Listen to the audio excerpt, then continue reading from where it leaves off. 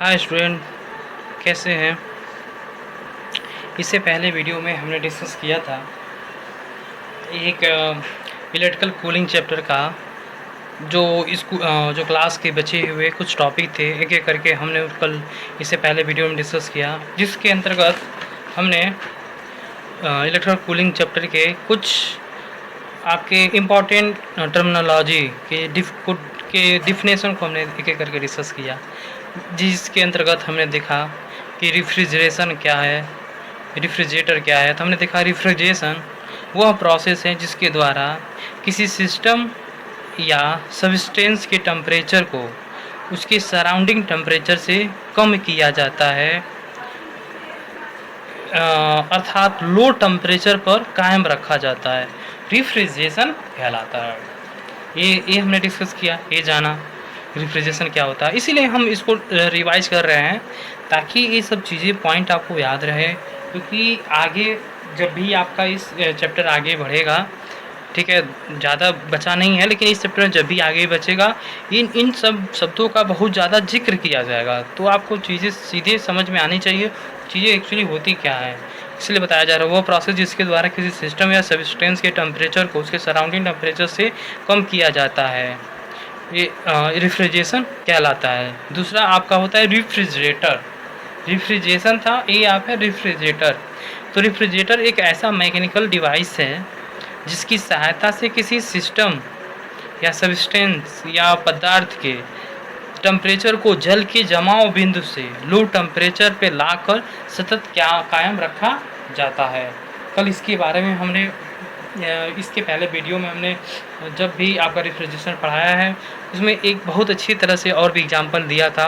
तो बस आज के लिए बस आज की वीडियो में बस इतना ही बता रहा हूँ, क्योंकि पहले वीडियो में हमने बहुत कुछ बता दिया है, तो उसी बात को रिपीट करने की ज़्यादा ज़रूरत नहीं है, मुझे ऐसा लगता है। उसके बाद नेक्स्ट था थर्ड था हीट पम्प। तो हीट पम्प क्या है कि वह पम्प जो हीट को न्यून ताप बिंदु से लेकर जो हीट के न्यून ताप बिंदु से लेकर उस ताप बिंदु को देता है, हीट पंप कहलाता है। ठीक है, तो ये था सिंपल हीट पंप का तो सबसे छोटा डिफिनेशन था, एक तरह से आप कह सकते हैं। इसके बाद आपका आता है रिफ्रिजेंट। तो रिफ्रिजेंट क्या है? वह हीट कैरिंग मीडियम जिसकी सहायता से फ्रीजिंग उत्पन्न होता है, रिफ्रिजेंट कहलाता है। ठीक है, तो बस इसमें ज़्यादा कुछ नहीं था, इसमें ये था कि वह हीट कैरिंग मीडियम जिसकी सहायता से फ्रीजिंग उत्पन्न होता है, मतलब क्या है कि एक अवस्था से दूसरी अवस्था में बदलने की प्रक्रिया उत्पन्न होती है, रिफ्रिजेंट कहलाता है। ठीक है, अब देखिए क्या है, जो रिफ्रिजेंट होते हैं दो टाइप के होते हैं। पहला है प्राइमरी रिफ्रिजेंट, तो प्राइमरी तथा दूसरा होता है आपका सेकेंडरी रिफ्रिजेंट। तो प्राइमरी रिफ्रिजेंट क्या होता है? प्राइमरी रिफ्रिजेंट वह रिफ्रिजेंट है एक जो कंप्लीट रेफ्रिजरेशन साइकिल में कार्य करता है, प्राइमरी रिफ्रिजेंट कहलाता है। तो प्राइमरी रिफ्रिजेंट में थोड़ा सा ज़्यादा कुछ है नहीं, बस यही है कि वह रिफ्रिजेंट जो आपके रेफ्रिजरेशन साइकिल में पूरा कंप्लीट साइकिल में कार्य करता है, आपका प्राइमरी रिफ्रिजेंट कहलाता है। जैसे आपका अमोनिया, CO2, SO2, फेरॉन, आपका एथिल क्लोराइड है, मेथिल क्लोराइड है, ATC। इसके अंतर्गत हमने आपको बताया कि जो आपके इंटरव्यू होते हैं या छोटे जो कंपटीशन एग्ज़ाम होते हैं, तो उसमें ये आपका इम्पोर्टेंस क्वेश्चन होता है कि डोमेस्टिक जो रेफ्रिजरेटर आपके जो घरेलू जो आपका फ्रिज है उसमें किस प्रकार का रेफ्रिजरेंट होता है। तो फेरॉन आपका 12 होता है, तथा जो आपके कॉमर्शियल तथा इंडस्ट्रियल रेफ्रिजरेटर होते हैं जनरली उनमें हम अमोनिया रेफ्रिजरेटर का प्रयोग करते हैं। इसके अलावा हमने सेकेंडरी रेफ्रिजरेंट के बारे में डिस्कस किया, तो हमने देखा कि सेकेंडरी रेफ्रिजरेंट में भी आपका वह रेफ्रिजरेंट जो रेफ्रिजरेशन साइकिल के किसी निश्चित भाग को प्रभावित होता है, सेकेंडरी रेफ्रिजरेशन कहलाता है। तो क्या है? वह रेफ्रिजरेंट जो रेफ्रिजरेशन साइकिल के किसी निश्चित भाग में प्रभावित होता है, सेकेंडरी रेफ्रिजरेशन कहलाता है। इसके एग्जाम्पल हैं बर्फ़ अथवा पानी है, SO2 है, कैल्शियम क्लोराइड है, सोडियम क्लोराइड है, ठीक है, ETC हैं। तो आप वही इसका बारे में भी हमने पिछले वीडियो में डिस्कस किया, इसके उदाहरण आपको कैसे क्लियरिफाई करके बताया था क्या क्या होते हैं। इसके अलावा जब हमने जो इम्पोर्टेंट टर्मिनोलॉजी के डिफिनेशन को बताने के पश्चात हमने इसके किसी एक आइडियल रिफ्रिजरेंट के प्रॉपर्टी के बारे में हमने डिस्कस किया था, उसके क्या गुण होने चाहिए। तो एक एक करके हमने बताया था, तो इसको फिर से बताने का कोई है नहीं, लेकिन आप ओवरव्यू देखिए। कोई भी जो आइडियल रिफ्रिजरेंट है ये निम्न गुण होना चाहिए। पहला, नॉन कोरोसिव होना चाहिए, वो मॉइस्चर से मुक्त होना चाहिए, वो नॉन मतलब वो अज्वलनशील होना चाहिए, वो जहरशील नहीं होना चाहिए, मतलब टॉक्सिक नहीं होना चाहिए, वो पर्यावरण को प्रदूषित नहीं करना चाहिए, वो दुर्गंध रहित होना चाहिए, उसको मतलब दुर्गंध नहीं आना चाहिए, फ्रीजिंग पॉइंट तथा बॉइलिंग पॉइंट लो होना चाहिए। इसके अलावा ये कम दाब पर भी इफिशिएंट होना चाहिए। इसमें अगर पॉजिटिव प्रेशर पर अगर कार्य कर रहा है तो इसकी क्षमता अधिक होनी चाहिए। ये लुब्रिकेंट ऑयल में घुलनशील भी होना चाहिए। इसकी स्पेसिफिक हीट लो होनी चाहिए। इसके अलावा इसकी थर्मल कंडक्टिविटी भी हाई होनी चाहिए। ये विद्युत का कुचालक होना चाहिए। विद्युत के कुचालक के बारे में भी हमने बहुत कुछ डिस्कस किया था कि विद्युत का कुचालक क्यों आवश्यकता है, ठीक है। इसके अलावा इसका जो इनिशियल कॉस्ट काफ़ी लो होना चाहिए। ये हाई इफिशिएंट होना चाहिए, मतलब इसकी एफिशिएंसी काफ़ी हाई होनी चाहिए। लास्ट में एक टॉपिक आया था जिसके बारे में हमने बहुत लास्ट मोमेंट में हमने बंद कर दिया था वीडियो को, उसके बाद हमने नहीं कंटिन्यू रखा। तो था टॉपिक आपका परफॉर्मेंस फैक्टर हाई होना चाहिए। परफॉर्मेंस फैक्टर का एक रेफ्रिजरेशन में बहुत बड़ा इम्पोर्टेंट है। मैंने पहले वीडियो में कहा था कि कभी भी बताया था कि अगले वीडियो में जब भी इसके बारे में डिस्कस किया जाएगा तो उसमें पूरा वीडियो में आपके परफॉर्मेंस फैक्टर के बारे में डिस्कस किया जाएगा। तो परफॉर्मेंस फैक्टर इसमें हाई होना चाहिए। अब जानते हैं परफॉर्मेंस फैक्टर हाई क्यों होना चाहिए। चलिए इसके बारे में डिस्कस करते हैं। तो देखिए, नेक्स्ट यही टॉपिक है, coefficient of performance of A refrigerator. ठीक है, तो परफॉर्मेंस कोफिशिएंट का मीनिंग क्या है, सबसे पहले उसको देखते हैं। जैसे आप देख ही सकते हैं, इसमें आपके फार्मूले में भी लिखा है, लेकिन इससे पहले एक परिभाषा है, पहले उसको देख लेते हैं, तब आप इसके फार्मूले को देखिएगा। सुनिए ध्यान से। किसी निश्चित समय में किसी निश्चित समय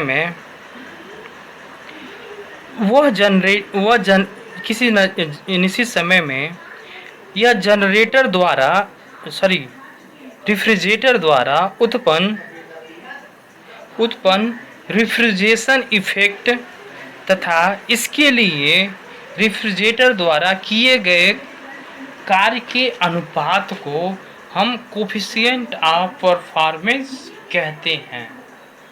तो क्या है, देखिए, किसी निश्चित समय में रेफ्रिजरेटर द्वारा रेफ्रिजरेशन इफेक्ट तथा इसके लिए रेफ्रिजरेटर द्वारा किए गए कार्य के अनुपात को, रेशियो को हम कोफिशिएंट ऑफ परफॉर्मेंस कहते हैं। ठीक है, तो ये चीज़ था। तो इसको हम COP द्वारा प्रदर्शित करते हैं। इसे कोफिशिएंट ऑफ परफॉर्मेंस को हम शॉर्ट फॉर्म में इसको COP द्वारा प्रदर्शित किया जाता है। ठीक है, तो COP द्वारा इसका प्रदर्शित करते हैं।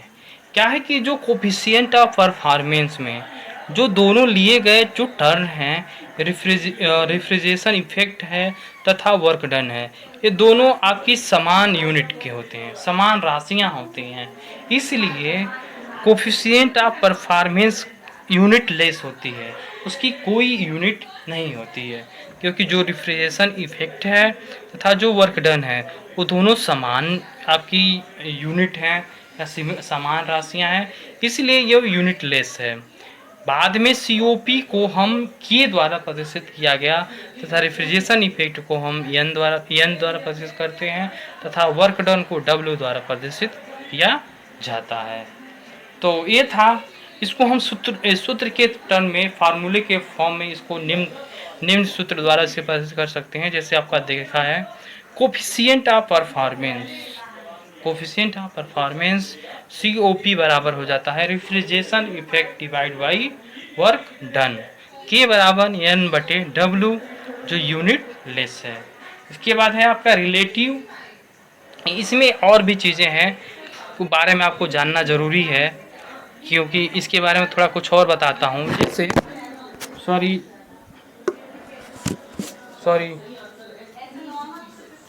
आपको थोड़ा सा प्रॉब्लम हुआ है बस, लेकिन उसके लिए बस सॉरी, ठीक है, बस हो गया था मिस्टेक। हाँ तो सॉरी।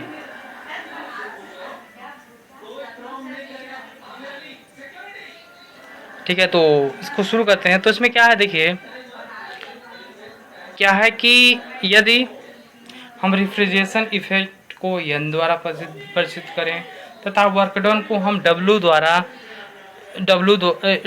प्रदर्शित करें तथा इसके जो थ्योरेटिकल मानों को किसी रेफ्रिजरेशन सिस्टम पर वास्तविक मतलब रियल टेस्ट कर एन तथा डब्ल्यू के मान ज्ञात किए जाएं तो प्राप्त कोफिशिएंट ऑफ परफॉर्मेंस आपका एक्चुअल कोफिशिएंट ऑफ परफॉर्मेंस कहलाता है।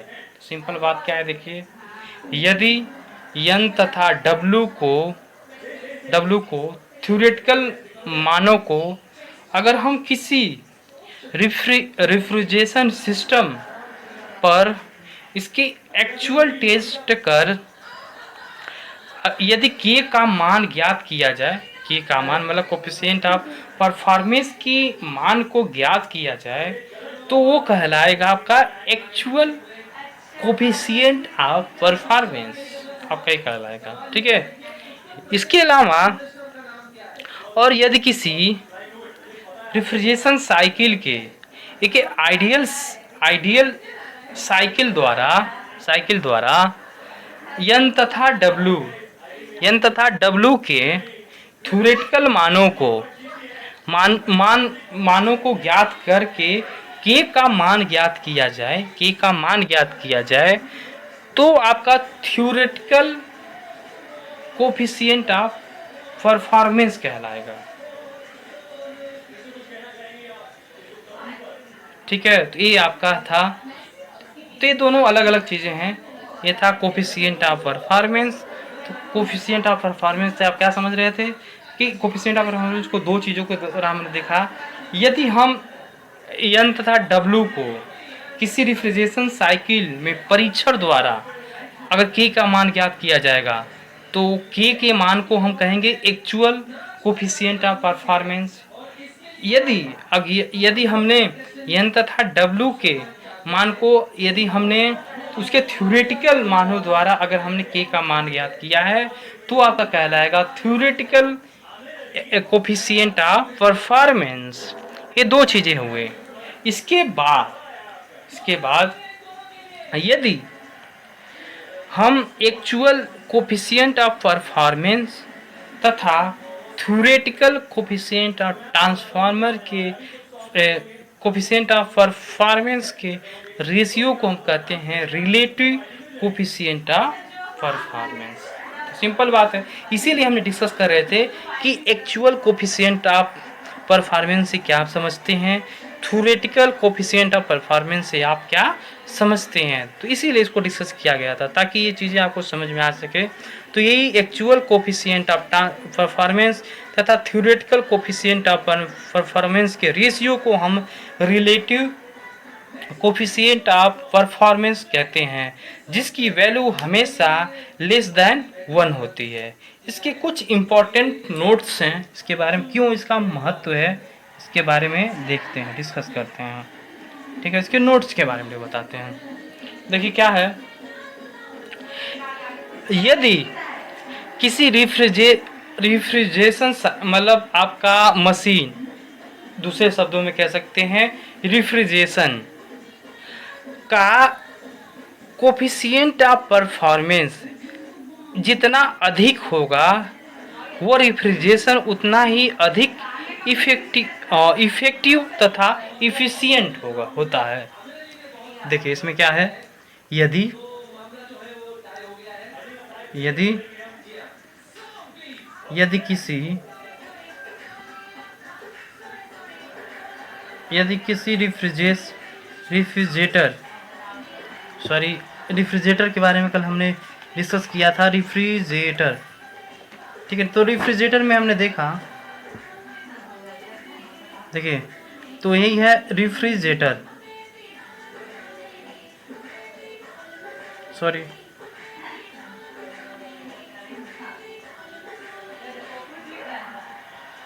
ठीक है। तो यदि किसी रेफ्रिजरेटर का कोफिशिएंट ऑफ परफॉर्मेंस जितना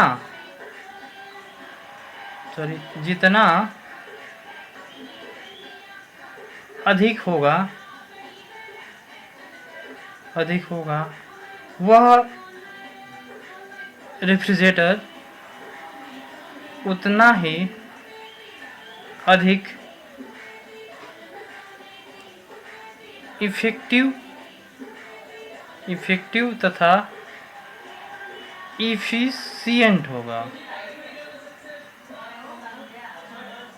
देखिए ठीक है, इसीलिए इसका महत्व बताया था।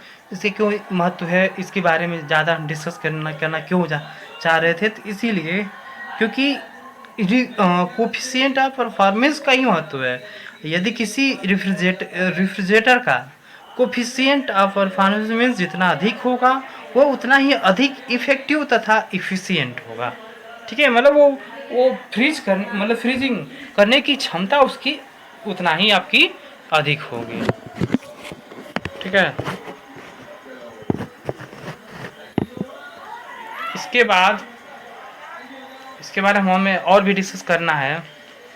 दूसरा पॉइंट है इसका और भी है, उसको पहले सुन लेते हैं। यदि किसी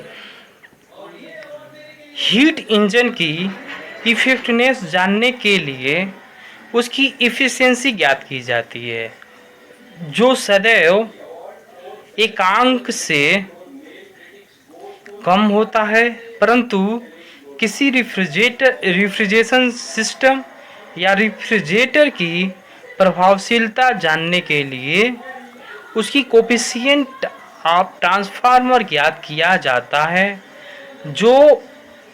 जो उसका मान एकांक हो सकता है, एकांक से अधिक हो सकता है, उसका मान एकांक से कम हो सकता है, उसका मान एकांक भी हो सकता है। ठीक है, तो देखिए इसीलिए इसका महत्व है।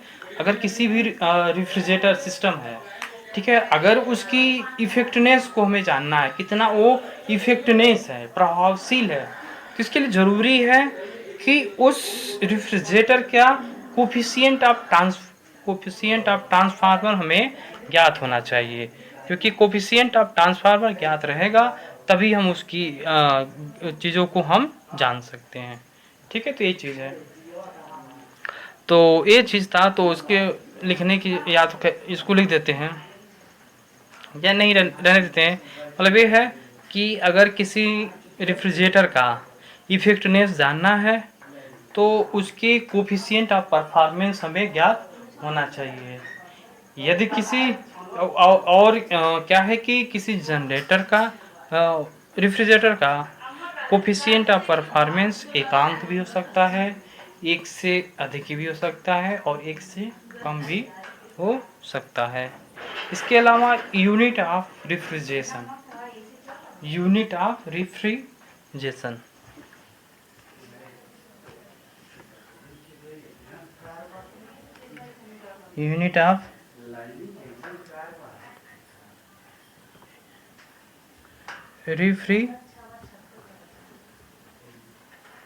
Refrigeration unit of refrigeration. ठीक है, यूनिट ऑफ रेफ्रिजरेशन के बारे में डिस्कस करते हैं।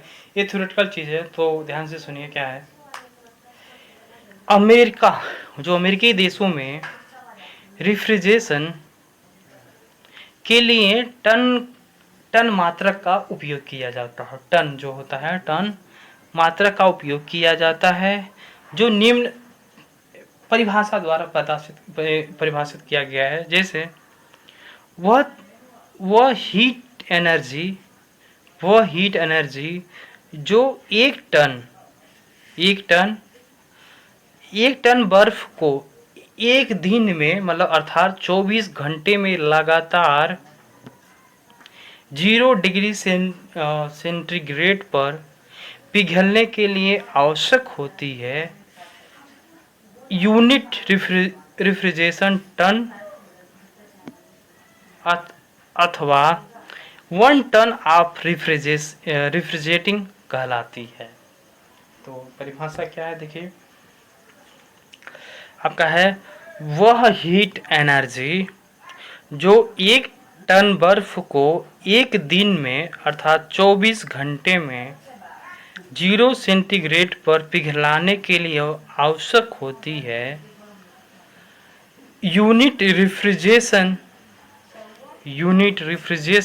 टन कहलाती है।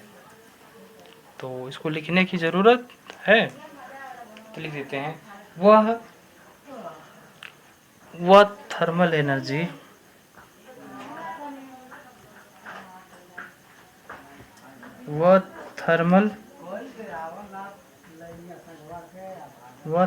एनर्जी जो एक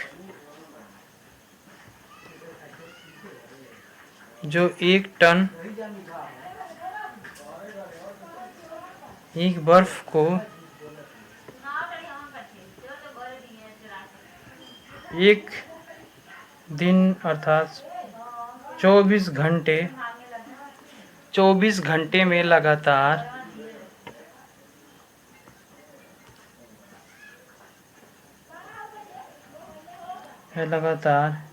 0 डिग्री सेंटीग्रेड पर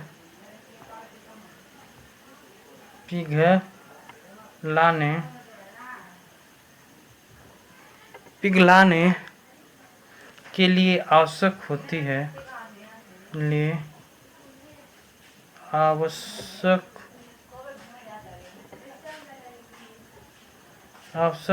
है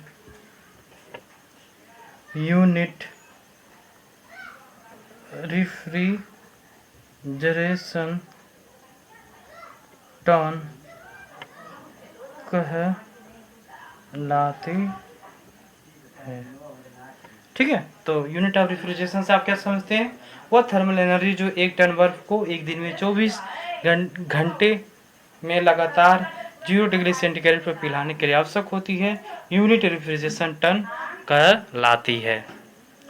इसकी एमकेएस पद्धति में थोड़ा और लिख देते हैं, सॉरी, देखिए एमकेएस सिस्टम में आपका यूनिट रेफ्रिजरेशन टन का मान 5/6 किलो कैलोरी प्रति सेकेंड होती है। तो एमकेएस पद्धति में यूनिट रेफ्रिजरेशन टन का मान 5/6 किलो कैलोरी प्रति सेकेंड होती है। ठीक है, इसके बाद इसमें कुछ नोट्स हैं, इम्पोर्टेंट हैं, इसमें डिस्कस करते हैं। नोट क्या है, इसके नोट्स हैं,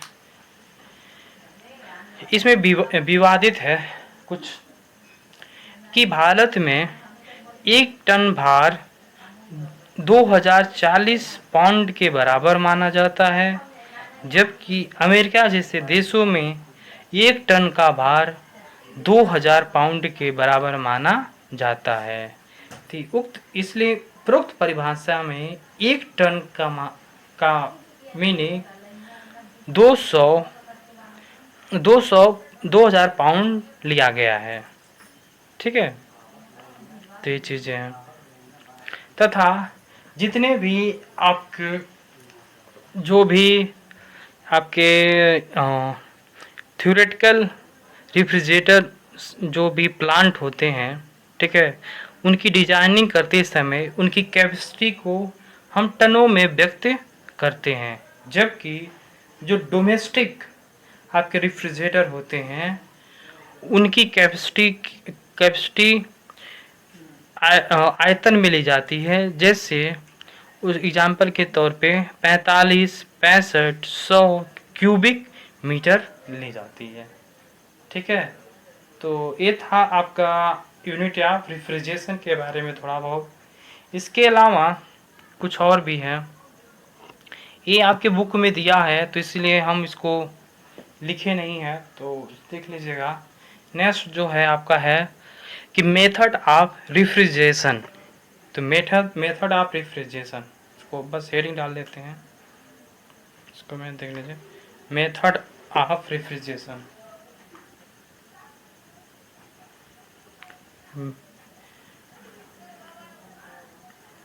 methods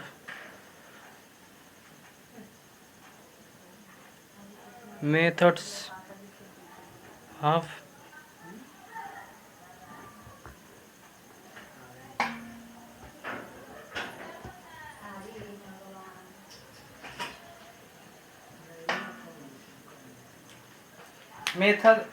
method of refrigeration. Method of refrigeration से क्या तात्पर्य, देखिए किसी भी रेफ्रिजरेशन तथा कूलिंग के निम्नलिखित विधियां हैं। ठीक है, पहला है नेचुरल रेफ्रिजरेशन मेथड या आइस रेफ्रिजरेशन मेथड। ठीक है, इसको नहीं लिख रहा हूँ, वही चीज़ें बुक में आपके लिखा है। ठीक है, आपकी जो सार्थक की बुक नहीं, सॉरी, ये कौन सी आपका एशियन पब्लिकेशन की बुक है, तो उसमें आपका जो टॉपिक लिखा है आप देख लीजिए किसी से पूछ कर। ठीक है, तो पहला ये है कि मेथड ऑफ रेफ्रिजरेशन में जो पहला है वो है आपका नेचुरल रेफ्रिजरेशन मेथड, इसे आइस रेफ्रिजरेशन मेथड भी कहते हैं। दूसरा आपका मैकेनिकल रेफ्रिजरेशन मेथड है। तीसरा आपका method of dissolvation of salt in water है। और तीसरा आपका इसमें जो तीसरा आपका है नेक्स्ट है जो चौथा है आपका, sorry, method of rise in temperature of coolant है। जो पांचवा है वो है आपका method of change of phase. इसके अंतर्गत ये 3 पार्ट में इसको डिवाइड किया गया है। पहला है आपका method of change of solid into direct liquid. दूसरा आपका है method of change of solid into direct gases. तीसरा है आपका method of change of liquid into direct vapour phase. ठीक है, तो ये है कि उसके कि इसके मेथड में ये है कि चेंज ऑफ फेजेस, कोई भी एक फेज से दूसरे फेज में चेंज हो रहा है, उसके आधार पर तीन भागों में बांटा गया था। ठीक है, एक था कि सॉलिड टू डायरेक्ट लिक्विड में था, दूसरा था सॉलिड इनटू डायरेक्ट गैस में था, जो तीसरा था उसमें liquid into direct vapour phase में था। जो नेक्स्ट इसमें है आपका method of throttling of gases. Method of throttling of gases last जो इसमें नेक्स्ट है और है उसमें method of reversible expansion of gases in turbine, इसे याद कर सकते हैं बिहाइंड ए पिस्टन। लास्ट में जो आपका इसमें है वो है मेथड ऑफ रैंकाइन इफेक्ट। जो इसके अलावा जो लास्ट में है वो है method of properties of material. ये थे मेथड ऑफ रेफ्रिजरेशन के, तो एक एक करके था, तो इसके बारे में ज़्यादा कुछ डिस्कस नहीं किया गया था, बस उसके टाइप के बारे में डिस्कस किया गया था। तो टाइप के बारे में बस इतना ही, बुक से आप देख लीजिए। तो आज के लिए बस इतना ही। ठीक है, अगली वीडियो में हम इसके आगे के पोर्शन के बारे में डिस्कस किया जाएगा। तो बस आज के लिए इतना ही। Thank you.